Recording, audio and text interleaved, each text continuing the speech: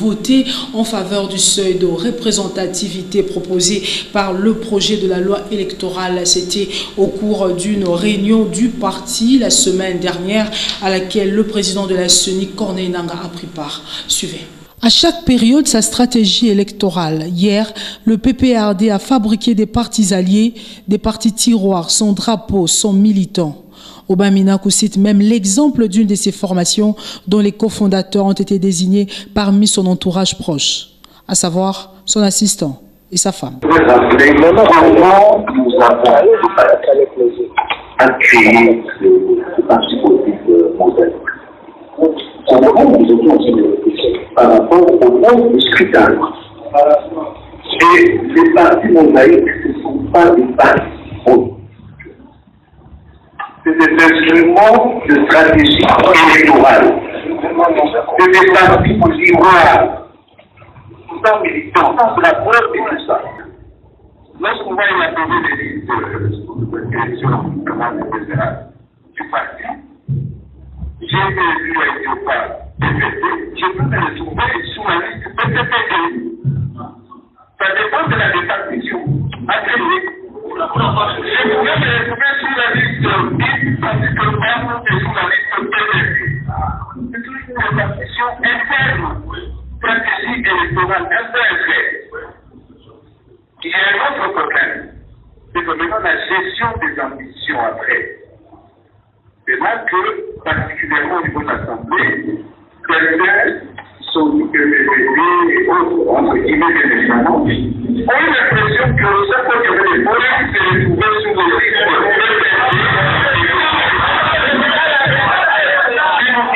Aujourd'hui, avec l'opposition qui a le vent en poupe, il est impérieux pour la majorité présidentielle de s'imposer. Selon les propos de Mova Sakani, numéro 1 du parti, le PPRD trahit sa cause en défendant tous les jours le programme d'un Premier ministre venu de je ne sais quel bord politique. C'est pour ça qu'on est aussi une majorité. Et on va suivre le fait de bon, parce que l'opposition a le vent en poupe, on nous a créé.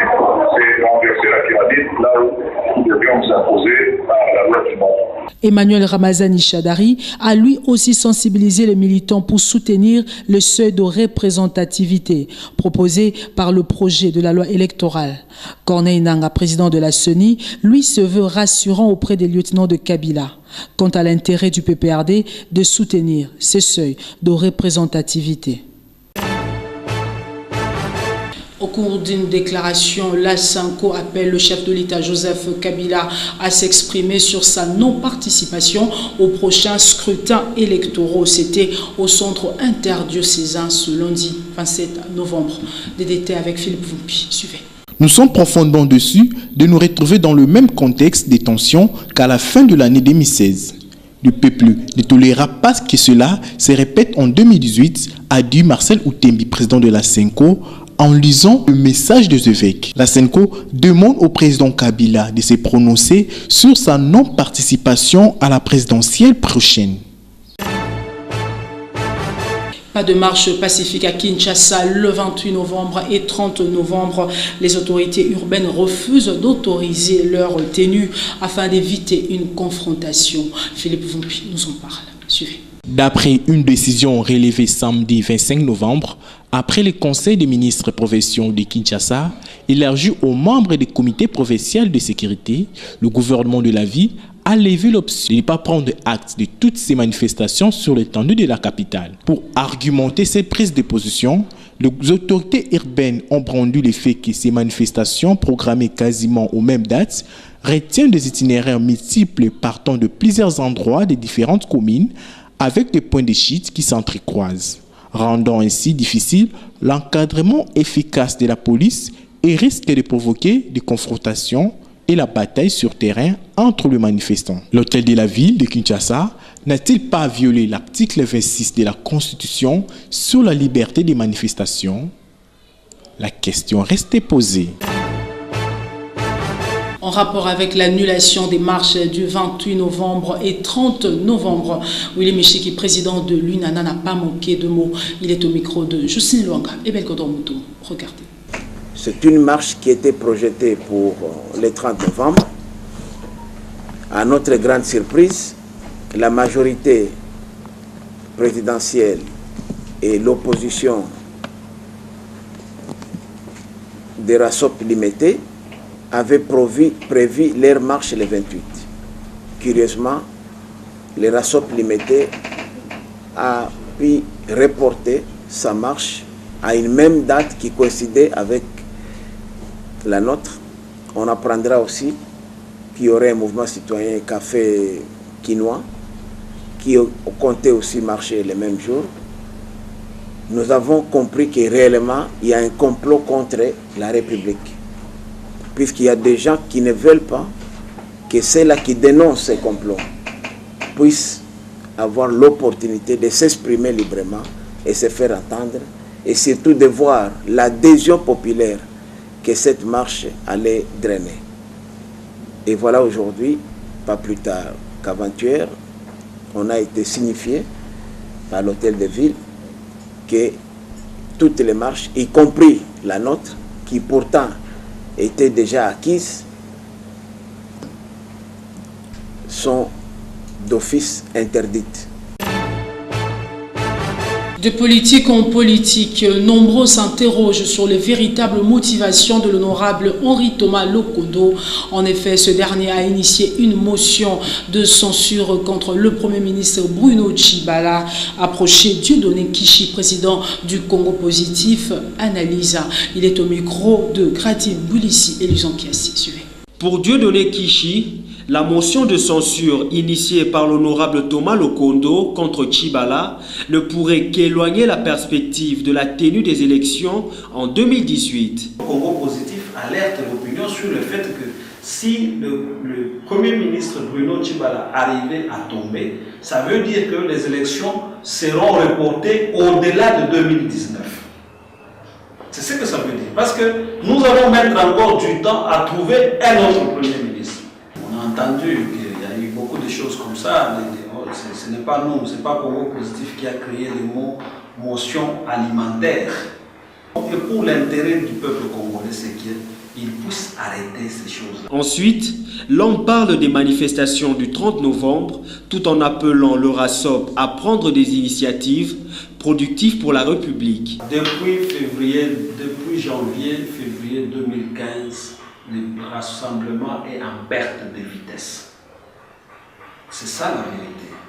Toutes les autres choses que nous sommes en train de voir, ce sont les manifestations d'un serpent qui ne veut pas mourir, ou d'un serpent qui n'existe pas mais qui bouge encore un tout petit peu. Lorsque vous sortez avec des initiatives, même si c'est une marche dite pacifique, même si elle vient du rassemblement, elle est mal vue de la population, pour autant qu'il y a déjà un calendrier électoral. Et puis cette mise au point de quelques notables du territoire de Moueka, du Kasaï central, sur leur démarche concernant les abus causés par des agents placés par l'honorable Évariste Bochab à la tête des services publics. Justin Magnogo, Arnaud Massamba, suivez. Chers amis de la presse, qu'est-ce qui se passe? Cet homme politique a placé à la tête de notre territoire Monsieur Pembe Lobo Jacob. Il est neveu biologique de l'honorable Évariste Bochab, que nous connaissons tous des carrières politiques dans notre pays. Ce monsieur a été élevé au poste de l'administrateur du territoire à l'intérim. Il y a monsieur Champa Ilenge Dieudonné, neveu même du député aussi, Évariste Bochab. Il y a monsieur Bopé Chimène Moine Norbert. C'est le gendre du député précité qui a été propulsé au poste du médecin chef de zone à l'hôpital général de référence de Moueka. Nous avons aussi monsieur Moignimi Moine Laurent, le beau-père de ce même député qui a été récompensé au poste de l'assistant provincial à la SECOP. Ces agents de l'État sont aujourd'hui des gens qui répondent aux ordres d'un individu et qui ne font pas leur travail en toute impartialité tel que demande le juge professionnel. Nos frères que je viens de citer sont à la solde d'Évariste Bochab et ils répondent à ces ordres. Donc les efforts consentis par le gouvernement pour la restauration de la paix après les phénomènes comme Menan Sapou sont bafoués par un acteur politique du territoire qui se prend comme étant le maître à penser dans notre territoire. Ce que nous recherchons, c'est nous voudrons ici revenir sur l'administration des non-originaires dans notre territoire. Monsieur le journaliste, vous me demandez, à moins qu'il y a des députés qui sont en fonction, pourquoi il ne plaide pas les cas de Moueka. Je ne m'acharne pas contre ce député, mais il fallait seulement vous dire que quand les gens sont dans la poche, moi je dis bien dans la poche de quelqu'un, comment ils peuvent aller défendre les intérêts supérieurs des enfants de Moueka? C'est pourquoi vous le voyez aujourd'hui, nous disons non, si nous nous taisons nous aussi, ça risque d'amener Moueka dans le chaos. Nous ne sommes pas contre la personne d'Évariste Bochab, mais nous sommes contre son système, sa façon de faire les choses à Moueka. Nous ne sommes pas contents. C'est pourquoi nous sommes en train de dénoncer de temps en temps. Nous demandons qu'il y ait réparation. C'était à présent coup de projecteur sur l'érosion à Binza Upen dans la commune de Ngaliema. Ce phénomène inquiète plus d'un. Belkodor Moutoumou, suivez. C'est un vrai désastre à Binza Upen. Ce quartier se trouvant dans le sud de la commune de Ngaliema. Ici, la nature met en mal l'urbanisation. Les solutions de services de l'État tardent à venir. Si bien qu'après l'écoulement des eaux de pluie, l'érosion grignote les sols. L'Upen est menacée par la dégradation de son environnement. Dans la lutte efficace contre l'érosion, plusieurs actions sont entreprises. Ici, comme les images l'attestent, c'est le remplissage du ravin, des différentes ordures ménagères, bouteilles en plastique usagées et autres.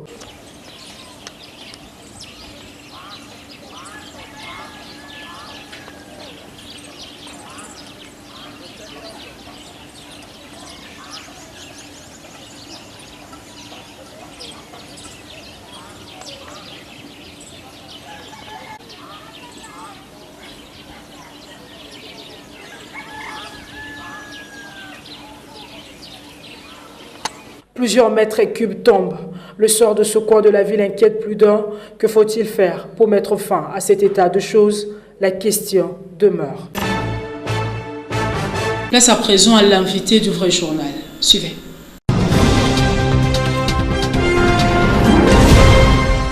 Monsieur Hervé Diakissé, bonjour. Bonjour. Invité du vrai journal, vous êtes porte-parole du mouvement citoyen Les Congolais Debout. Vous êtes avec syndicat et consorts. Comment il va, syndicat? Le syndicat de Kolo va très bien, autant que tous les autres membres du mouvement Les Congolais Debout. Et nous espérons avoir la plus grande frange possible de la population congolaise dans la mise en œuvre de l'article 64 de notre Constitution par rapport à la dictature qui est en train de s'instaurer sans même s'émasquer dans notre pays. La dictature, elle est où pendant que vous êtes en train de parler librement ici dans votre pays, hein? Vous savez, la dictature se manifeste par des actes, elle ne se proclame pas. Lorsque vous vous rendez compte que toute opinion contraire au pouvoir en place est réprimée et que toute contestation est susceptible d'être l'objet de poursuites judiciaires de fois tronquées et que toute opposition peut être soit arrêtée ou exilée ou empêchée de se manifester et que toute manifestation publique est d'office interdite en violation de la loi et de la Constitution, vous vous rendez compte qu'une dictature est en train d'être installée insidieusement, mais maintenant franchement les masques tombent. Les masques tombent. Premier dossier, la loi électorale à l'Assemblée nationale. Enfin, les batteries en marche pour avoir des élections en décembre 2018. Écoutez, d'abord cet aspect de premier dossier à l'Assemblée nationale, vous le savez, il y a eu là des révélations assez graves que nous avons suivies à travers les médias, qu'il faut maintenant mettre en exergue par rapport à ces projets de loi électorale. Donc le parti présidentiel PPRD s'est réuni, à en croire en tout cas les enregistrements sonores et l'article de Jeune Afrique avec les présidents de la CENI, afin de cogiter sur certaines procédures qui leur permettent de pouvoir, quel que soit le mode de scrutin, rester au pouvoir. Alors en fait, à la base, c'est quoi? Le projet de loi électorale qui est en train d'être installé ou qu'on envisage mettre en place dans notre pays voudrait que, quel que soit le mode de scrutin qui va être mis en place, un parti qui ne pourrait pas avoir sur le plan national le 3% des suffrages exprimés ne puisse donc pas avoir des sièges. Donc de manière très simple, supposons que 4 personnes, y compris une personne du PPRD, sont compétiteurs dans une circonscription électorale donnée, il suffirait que les 3 premières personnes, chacune ait 20 000, 3 000 ou 6 000 voix, et la personne du PPRD n'a que 3 voix. Mais si au niveau national, le PPRD a pu avoir 3% de voix, eh bien c'est la personne du PPRD qui emporte le siège dans sa circonscription. Ça veut dire on donne crédit au poids du parti, c'est une bonne chose, hein? Non, parce qu'en réalité, on porte entrave à l'expression du suffrage universel. Le suffrage universel veut que toutes nos voix s'évalent. Le suffrage universel veut que l'expression de la majorité telle qu'issue des urnes soit reflétée par les candidats qui sont élus au niveau de l'Assemblée ou peu importe les postes à pourvoir. Or, quand on met ces projets de loi en parallèle avec la fameuse réunion dont je vous parlais tout à l'heure, nous nous rendons compte d'une chose, c'est que les intentions réelles du parti au pouvoir, le PPRD, est d'écarter même ses propres alliés de la gestion de l'État. De la gestion de l'État conçue non pas afin peut-être d'améliorer la vie sociale des populations, afin de construire des routes, afin de construire des écoles, afin de construire des hôpitaux, afin de ramener la sécurité sur l'ensemble des territoires, afin d'amener notre pays vers le développement auquel il a droit et auquel il aspire, afin de mettre fin au pillage des ressources naturelles. Non, non, l'intention manifeste et exprimée au cours de cette réunion, c'est parce que la part du gâteau est devenue trop petite pour tout le monde qui se retrouve au sein de la majorité kabiliste. Donc pour ce faire, il faut une loi électorale qui permette à ces partis de pouvoir se perpétrer comme étant l'unique parti au pouvoir. Et ça s'appelle, dans notre constitution, l'instauration d'un parti unique. Or, la constitution à l'article 7 punit de haute trahison toute tentative de restaurer un parti unique sous quelque forme que ce soit. Et cette loi électorale est une des formes par laquelle on veut restaurer les partis uniques. Savez-vous, dans toute initiative de la part du gouvernement, de la majorité, vous y voyez toujours des points? Disons qu'un passé récent nous a démontré que cette majorité kabiliste ne veut pas quitter le pouvoir. Elle ne veut pas quitter le pouvoir, elle ne veut pas se préparer à des élections qui soient libres, transparentes et démocratiques. Elle a organisé des subterfuges. Elle a aujourd'hui inféodé la commission électorale indépendante. Elle n'a pas été en mesure de publier un calendrier électoral cohérent et correct. C'est sous pression d'une envoyée spéciale des États-Unis d'Amérique, l'ambassadrice Nikki Haley, que nous avons lu un calendrier sous conditions résolutoires, parce que ce calendrier est toujours truffé des contraintes, lesquelles contraintes dépendent du bon vouloir de ceux qui sont au pouvoir. Oui, mais grâce à ce calendrier, on connaît la date du départ de Kabila. Grâce à ce calendrier, on sait qu'il ne peut pas y avoir de référendum. Il y a quand même du bon côté que vous n'exploitez pas, vous aussi, par rapport à ce calendrier. Pas de référendum, la date du départ de Kabila est connue. Est-ce qu'on ne peut pas se serrer le coude pour attendre le départ de Kabila? Non, parce que l'erreur est de croire à un leurre, à une sorte d'image qu'on vous laisse croire. C'est depuis décembre 2016 qu'on vous dit qu'il n'y a pas de référendum, qu'il y aura le départ de Joseph Kabila, et nous sommes arrivés, il est toujours en place. Aujourd'hui, nous assistons à une réalité assez triste, c'est que 2 ans quasiment après la fin de son mandat, sur un mandat de 5 ans, aujourd'hui Joseph Kabila a déjà exercé 2 ans de plus au pouvoir sans avoir été élu. Sous prétexte, attendez, il y a un calendrier, il n'y a pas de référendum, il n'y a pas, il y a une date qui a été donnée, mais l'effectivité de la réalité est que Joseph Kabila est au pouvoir sans avoir été élu. Nous avons toutes nos institutions à caractère électif sont au pouvoir sans mandat de la population, et nous assistons à quoi? À une réunion, une messe noire, où les gens au pouvoir vous disent qu'ils veulent y rester justement en tripatouillant la loi électorale, en créant un mécanisme qui vise à subvertir les lois, l'expression du suffrage universel. Avec de son scandale, hein? Écoutez, c'est un dossier extrêmement scandaleux.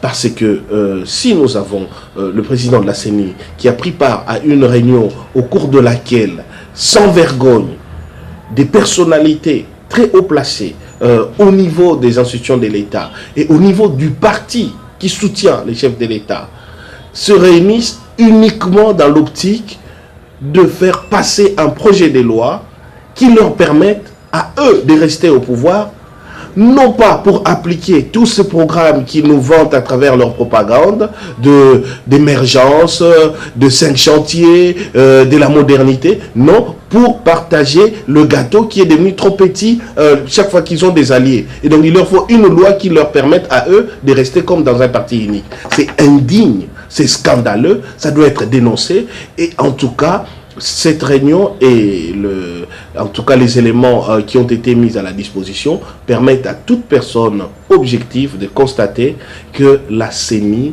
n'est pas digne aujourd'hui de garantir un scrutin libre, indépendant et démocratique, parce que la CENI n'est pas indépendante vis-à-vis du parti au pouvoir. Nous chutons. Marche suspendue, interdite cette marche par l'autorité provinciale du 30. On évite de collusion avec d'autres partis de la majorité qui ont aussi appelé à des marches. La même date. Votre réaction à chaud? Écoutez, ma réaction à chaud est que ça ne me surprend pas, et cette fois-ci, c'est une fois de trop. Il faut qu'à un moment donné, nous réalisions que la constitution qui nous a été donnée n'est pas une lettre morte, c'est à nous de la mettre en vigueur. Premièrement, s'agissant de la décision du gouverneur de la ville de Kinshasa, cette décision est une violation manifeste de la constitution et de la loi sur les manifestations publiques. Une marche ou une manifestation sur la voie publique n'est pas soumise à autorisation pour être interdite. Elle est soumise à une déclaration préalable qui permet juste à l'autorité administrative de prendre les mesures d'encadrement. Ici, les rassemblements et les autres forces d'opposition ont informé, ont même postposé la marche pour éviter ce qu'on appelle, ce que vous avez appelé des confrontations d'après eux. D'ailleurs, juste en ouvrant une brèche, si nous entrons dans une période électorale comme on est censé y être, il y aura combien de manifestations publiques par candidat? S'ils ne sont pas en mesure d'encadrer 2 groupes opposés, ils encadreront comment s'il s'agira de 1000, 2000, 5000 personnes? Donc, en réalité, cette décision n'est que la volonté de la majorité kabyliste qui a mis le gouverneur Kimbuta en place afin d'empêcher l'expression de toute manifestation publique qui n'est pas proche du pouvoir. Par conséquent, il n'y aura pas marche le 30. Non, par conséquent, bien au contraire. L'article 28 de la Constitution nous donne le devoir de résister à tout ordre manifestement illégal. Et par ordre manifestement illégal, on entend notamment tout ordre qui porte atteinte aux libertés publiques et aux droits de l'homme, comme c'est le cas de la décision du gouverneur Kimbuta, qui en elle-même viole l'article 25 de la Constitution, qui nous garantit le droit à des manifestations publiques, pacifiques. Donc vous allez marcher? Il faut marcher. Il y aura les concerts de gaz lacrymogène. C'est une atteinte à nos droits et un jour les gens en rendront compte. Ce ne sera pas la première ni la dernière fois. Il arrive toujours à un moment donné, les bourreaux finissent par rendre compte, parce que, qu'on le veuille ou pas, le peuple finit toujours par l'emporter. Mais je tiens à préciser, pour nous les Congolais debout, quand nous nous joignons à ces activités, ce n'est pas contre Joseph Kabila ou contre qui que ce soit. Nous nous joignons à ces manifestations pour la mise en place rapidement, la restauration de la démocratie, de nos libertés publiques, afin que nous allions dans des élections crédibles et transparentes qui ne peuvent pas avoir lieu tant que Joseph Kabila est au pouvoir, et surtout aujourd'hui à cause des intentions clairement manifestées par ceux qui les soutiennent d'utiliser notre pays comme un butin de guerre et non comme le rassemblement des intérêts d'une nation pour son développement et le bien-être de sa population. Transition sans Kabila, ça se fera comment? Par quelle magie? Elle se fera par la mise en place de l'article 64, les manifestations, les démonstrations et la désobéissance civique du peuple. Je vous l'ai dit, nous sommes plus nombreux qu'ils ne le sont, et si nous restons disciplinés et déterminés, c'est ce qui va de plus en plus se manifester avec le mouvement des pressions pacifiques qui commence à monter. Ce régime tombera sans qu'il ne soit nécessaire de recourir au pillage, aux violences et à d'autres activités qui aujourd'hui ne nous amènent nulle part et exposent inutilement notre population. Ce pouvoir compte sur des chars, il compte sur des fusils, il compte sur toutes sortes d'armes. Mais en réalité, il ne résistera pas au raz des marées d'une population déterminée et qui ne cherche pas à piller, à voler ou à porter atteinte aux autres droits des partis adverses, mais qui vient réclamer, parce que le peuple est souverain, le départ d'un régime qui aujourd'hui n'a plus aucune légitimité. On termine par là. Discours assez fort, parce que vous avez des assurances. On vous accuse, vous, avec syndicat, d'être un peu agressif à l'égard du régime, d'être même prêt à prendre les armes pour déboulonner Kabila. Qu'est-ce que vous dites par rapport? Là, on est dans les accusations. Il y en a deux. La première, elle est celle-là. Non, en fait, le ton, que ce soit les tons que Syndicat Dokolo emploie avec beaucoup de sévérité ou les tons que nous employons est lié à la situation catastrophique que connaît notre pays. Nous ne pouvons pas avoir un ton aussi mesuré lorsque vous voyez que notre pays se caractérise par la prolifération de fausses communes, des personnes qu'on a tuées, massacrées un peu partout. Et c'est devenu quasiment une banalité. Nous ne pouvons pas être mesurés lorsque nous constatons que notre pays est devenu une mine de pillages à ciel ouvert, où on a des comptes offshore, évalués à des milliards de dollars qui échappent au trésor public, qui sont exploités par des étrangers, et où on cite que des hautes responsabilités et des hauts responsables de notre pays sont aussi concernés par ces pillages, et qu'il n'y a aucune enquête digne de ce nom qui est faite pour déterminer les responsabilités et sanctionner. Or, ces sommes d'argent auraient pu servir à l'organisation des élections et au bien-être de la population. En cela, tout Congolais digne de ce nom, et il y en a, ne peut que manifester avec beaucoup de sévérité un jugement contre ce genre de situation. Mais ce n'est pas lié à la personne de Joseph Kabila. C'est lié à la situation que connaît notre pays et qui est la résultante aujourd'hui du maintien au-delà du mandat constitutionnel de Joseph Kabila, et qui fait que le pays n'avance plus dans aucun secteur.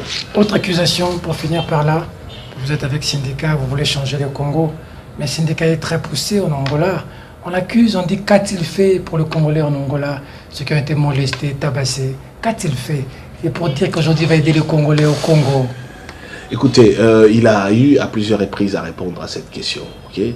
Syndicat Dokolo est un Congolais parmi tant d'autres. Il s'élève par rapport à une situation qui aujourd'hui est connue de tous et de toutes les organisations, la société civile à laquelle appartient notre mouvement citoyen dans la signature du manifeste, c'est que nous constatons que la situation que nous connaissons est le reflet du recul de l'État et de sa privatisation par un groupe d'individus qui ne veut plus partir. C'est ça le rôle de l'État. Le syndicat Dokolo, en tant qu'individu, n'a pas vocation à protéger les Congolais où qu'ils soient, alors que l'on a des ambassades et qu'on a des services régaliens de l'État qui sont payés pour le faire.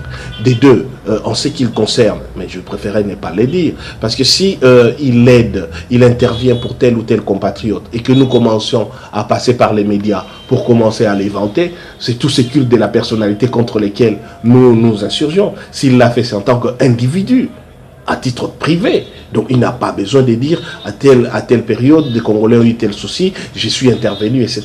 Ça ne prête aucun sens, parce que la protection de nos ressortissants est le devoir de l'État qui est payé pour le faire. Ce n'est pas le rôle des individus. Et s'ils le font, ils n'ont pas à venir s'en vanter dans les médias.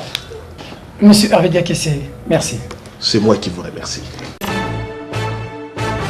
C'était Maître Hervé Diakessé, porte-parole du mouvement citoyen de Syndicat Dokolo, l'invité du Vrai Journal. Ces communiqués nécrologiques avant de nous quitter. La direction générale du magazine audiovisuel Le Vrai Journal, diffusé sur Canal Congo Télévision, CCTV et sur YouTube, a la profonde douleur d'annoncer aux amis, frères et connaissances le décès inopiné de son tout premier caméraman et directeur technique adjoint, en la personne de M. Francis Lokela, aux cliniques universitaires de Kinshasa ce vendredi 24 novembre 2017 à la suite d'une longue maladie. En attendant le programme des funérailles qui vous sera communiqué ultérieurement, la direction du Vrai Journal présente ses profondes et sincères condoléances à la famille des professionnels des médias ainsi qu'à la famille biologique de l'illustre disparu. Le deuil est observé 6, numéro 74, rue Kenge, quartier Diomi, commune de Ngiringiri à Kinshasa, en République démocratique du Congo. Pour le magazine Le Vrai Journal, Peter Tiani, directeur général. À l'intention de tous les candidats au poste d'agent marketing et commercial, ils sont priés de contacter le magazine Vrai Journal au travers son numéro, le 082 45 69 980, 082 45 69 980 pour le casting. Vous l'avez certainement compris, c'est ici que nous bouclons cette édition. Merci de la sympathique attention que vous nous avez accordée à Kinshasa ainsi que partout ailleurs dans le monde. Mesdames et messieurs, ce journal est terminé. Au revoir.